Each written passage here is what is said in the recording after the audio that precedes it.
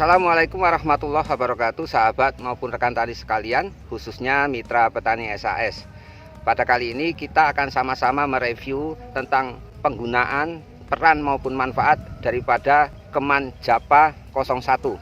Tapi mohon maaf ya, ini salah bawa botolnya, ternyata yang saya bawa ini keman Japa 02. Nah, kita review tentang namanya.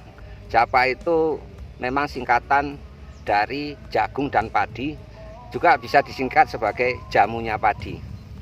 Nah, keman Japa 01 dan 02 merupakan produk terakhir yang dirilis oleh Salmar Agro Sejahtera. Jadi perlu sahabat dan rekan tani pahami bahwa terciptanya keman Japa baik 01 maupun 02 dilatar belakangi dari hasil diskusi saya pribadi dengan para kiai, ustadz, terutama di daerah Jawa Timur, kemudian terakhirnya di Lampung dan di Sumatera Selatan, di mana mereka menyarankan atau request meminta ke saya untuk membuat racikan pupuk atau nutrisi yang memang dikhususkan untuk tanaman padi dan jagung dengan harga yang murah tapi dengan kualitas prima. Ini kan lumayan repot ini kan.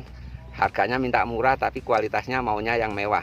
Nah, dengan pertimbangan menurut para kiai tadi bahwa untuk saat ini petani tanaman pangan khususnya padi dan jagung belum pernah merasakan kondisi yang memang benar-benar sangat menguntungkan, mengingat harga padi dan jagung ini fluktuasinya terlalu jatuh apabila terjadi musim panen raya.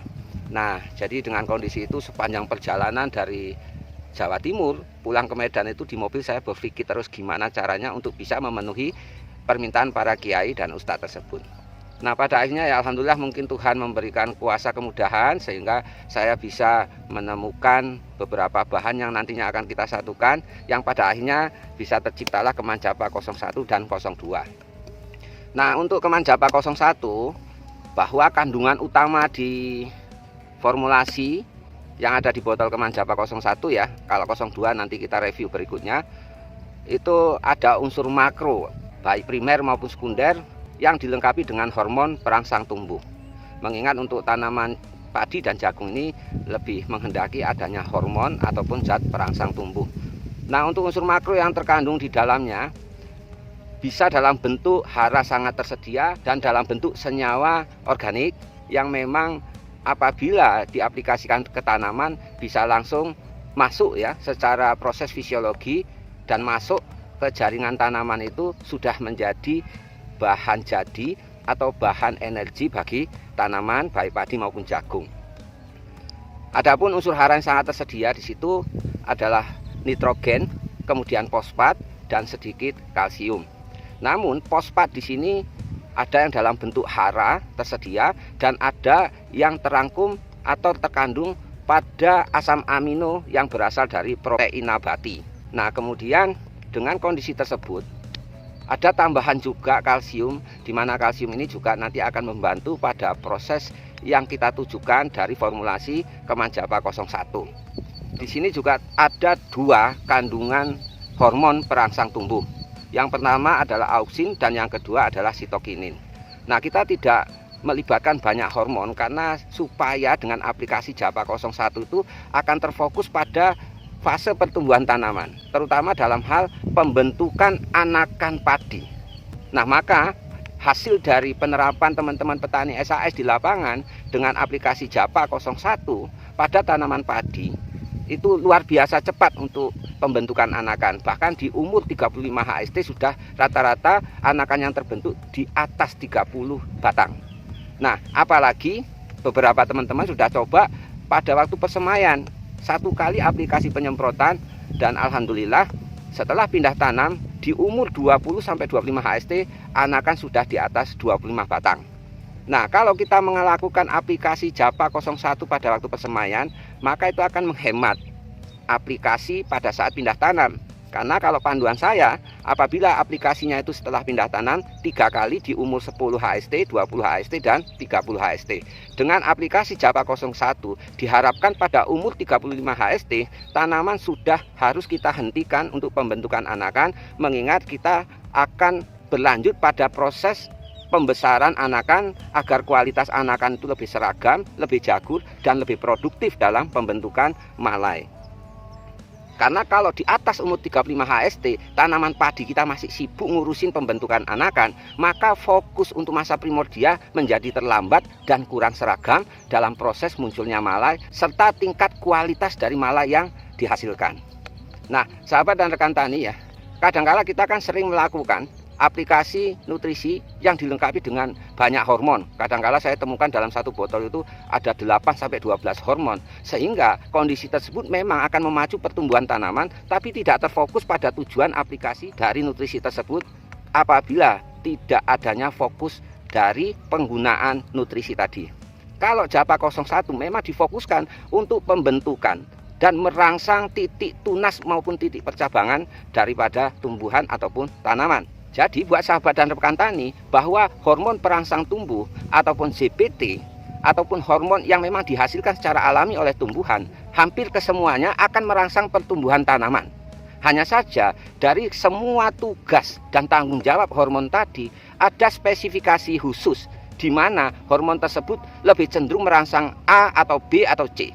Sebagai contoh ya, auksin akan lebih cenderung merangsang pertumbuhan tanaman secara apikal atau ke atas. Sementara hormon sitokinin, meskipun dia bisa merangsang pertumbuhan secara general, tapi fokus kerjanya lebih cenderung merangsang pembentukan titik tumbuh, tunas maupun cabang. Nah, maka dengan kedua kombinasi hormon yang ada di Japa 01 baik auksin dan sitokinin, ini akan ideal dalam proses pertumbuhan dan pembentukan anakan. Kemudian adanya kedua hormon tersebut kan harus kita bantu dengan nutrisi saji yang memang sinkron atau berhubungan dengan proses pembentukan anakan, tunas dan cabang serta pertumbuhan apikal tanaman.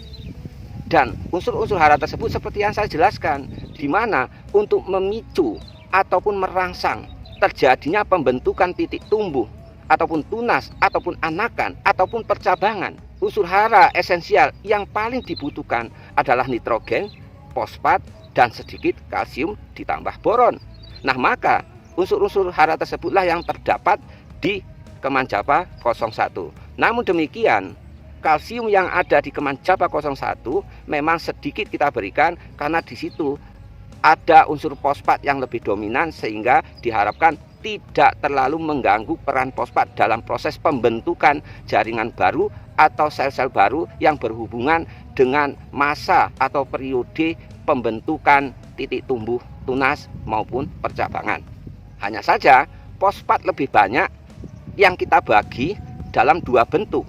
Fosfat dalam bentuk unsur hara sangat tersedia dan fosfat yang sudah terangkum dalam asam amino yang berasal dari bahan organik nabati. Dan kesemua yang saya sebutkan tadi merupakan kombinasi terbaik untuk bisa merangsang proses pembentukan titik tumbuh, tunas baru, anakan maupun titik tumbuh percabangan. Kemudian ada pertanyaan, Mas Budi, apakah Keman Japa 01 hanya diperuntukkan untuk padi dan jagung? Saya jawab tidak. Dan bisa digunakan untuk tanaman hortikultura. Hanya saja aplikasi penggunaannya pada fase-fase tertentu. Yang paling bagus untuk mengaplikasikan Keman Japa 01 untuk tanaman-tanaman hortikultura yang menghendaki banyak tunas dan percabangan. Sebagai contoh untuk tanaman daun yang memang digunakan atau kita konsumsi untuk lalapan itu. Saya lupa namanya, nanti teman-teman definisikan sendirilah.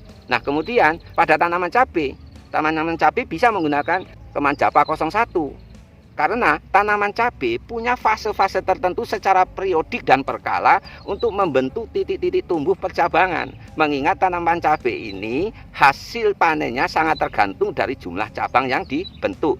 Karena setiap bunga dan buah akan tumbuh di ketiak percabangan.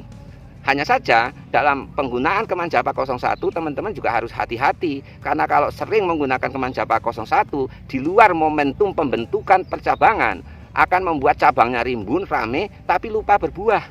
Andai pun nanti berbunga, akan sulit untuk menjadi buah karena pada proses penyerbukannya, sel kelamin jantan dan betina menjadi kurang produktif atau kurang subur. Nah, maka pada tanaman cabai kita bisa gunakan dengan dosis 40-50 cc pada saat masa-masa awal pembentukan cabang. Seperti contoh yang kita utamakan di umur 35 HST, kemudian di umur 65 HST, baru di umur 85 HST. Itu silahkan monggo menggunakan Keman Japa 01 untuk merangsang percabangan. tapi cukup sekali sampai 2 kali dengan interval waktu 4-5 hari. Selanjutnya kita beralih ke nutrisi SAS yang lain.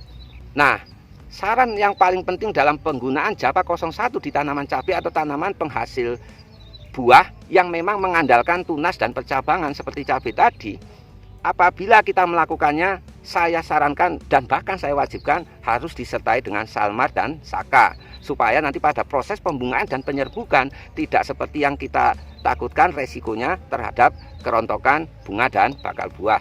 Andai tidak dicampur itu bisa Mas, bisa, tapi cuma cabang tok nggak woh gitu, nggak berbuah.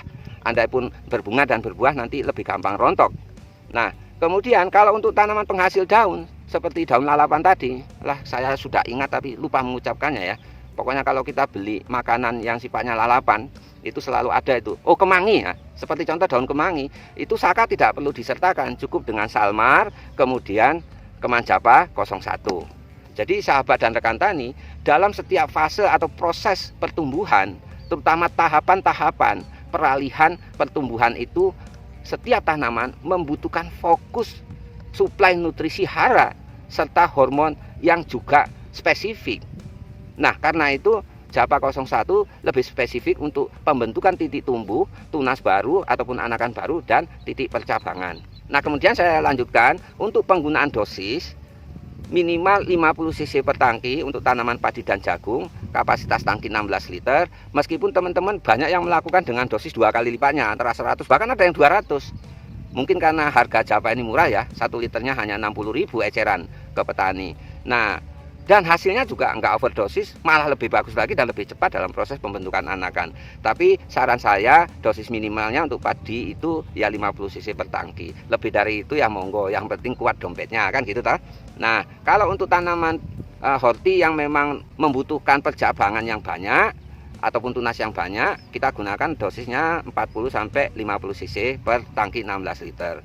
Demikian, semoga dengan review dan penjelasan mengenai Keman Japa 01, mengingat ini salah satu produk baru yang banyak sahabat dan rekan tani belum paham, meskipun sudah banyak terjual hampir berapa ya, kemarin totalnya masih pertama rilis saja sudah sejauh ini 2 bulan 3 bulan terakhir sudah di atas 3 ton ya. Nah, dan responnya subhanallah bagus, mungkin karena berkah dari doa para kiai dan para guru ngaji serta ustadz, sehingga Keman Japa 01 itu memberikan berkah manfaat yang terbaik lah untuk petani, khususnya petani padi dan jagung. Saya Budiarto bersama SAS Jayalah Petani Indonesia. Barakallahu fikum. Wassalamualaikum warahmatullahi wabarakatuh.